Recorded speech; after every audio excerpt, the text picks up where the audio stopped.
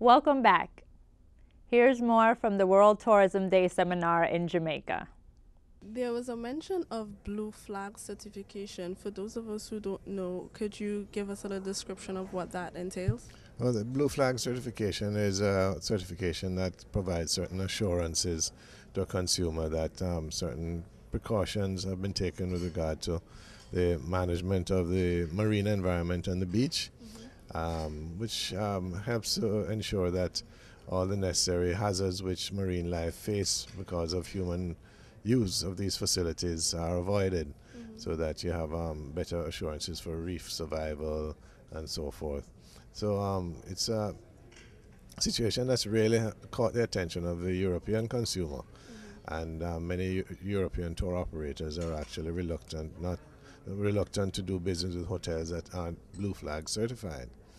And this is the reason why we are paying such attention to it, because larger consumer concerns we're trying to address. What does your company have to do to ensure that you product this great brand of Jamaica? Well, it's absolutely critical. I think this is a very timely conference, in as much that we want to ensure through training, because TP.2, a very critical arm of TP.2, is going into hotels, restaurants, attractions, training people, enlightening them about what's out there.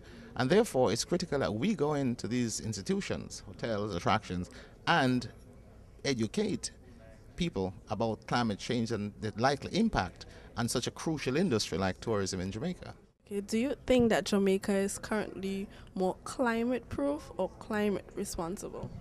Well, I think we are neither proof nor responsible. We have to get there.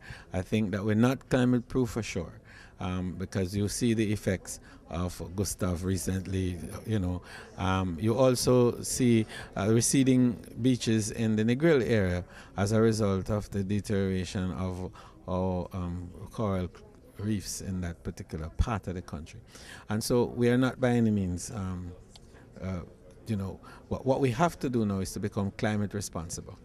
And the effort from today and on is to drive that public awareness, so that we begin to act to protect ourselves. We're acting in our interests, which is the whole thing.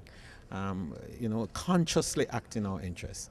We spoke to some guests from various segments of the tourism industry. I'm standing here with one of the invited guests, Mr. Pt.2. Tell us, what do you do and what was your main mission coming here today?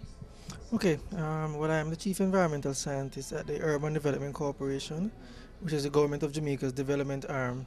And I'm also a marine scientist at the Center for Marine Sciences at the university. My main reason for coming to this seminar was to really bridge the gap between tourism management and looking at the impacts of climate change. It's something that will involve everyone in Jamaica, not only persons in the tourism sector. To involve even fishermen that are getting no benefits from tourism, but will have the impact of climate change if it does happen, to the extent that it is predicted to happen. Overall, I would say that the seminar was quite informative, very, very interesting. I've listened to Dr. Simpson before, so I wasn't very surprised about the things that he had to say, but it just reiterated the facts for me and gave me a better insight as it relates to how climate change can affect Jamaica. Okay, and what do you think that the media in Jamaica can do in terms of assisting the government in putting this situation out there? Well, I tell you, one thing is for sure, all of us need to have what is called an environmental page dedicated to educating the public on the importance of the environment, climate change and how it affects the environment, that is.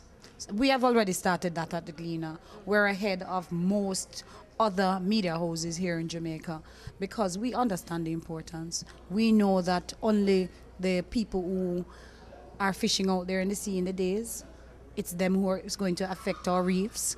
We understand that it's a jet skiing that's going on in our waters that's going to affect the environment. And we understand also that the people who are cutting down the trees, those persons who are burning coal and those persons who are building too near to shore are the ones that are going to affect the environment. So we have been playing a pivotal role in getting that information out, and we will continue to do that. That is it from the Climate Change Seminar and Exhibition here at the Ritz-Carlton Hotel in Montego Bay, Jamaica. Although climate change is currently affecting the tourism industries throughout the Caribbean, Jamaica is well on the way to alleviating the situation immediately. This is Kishelle Williams here in Jamaica, ZYNC TV.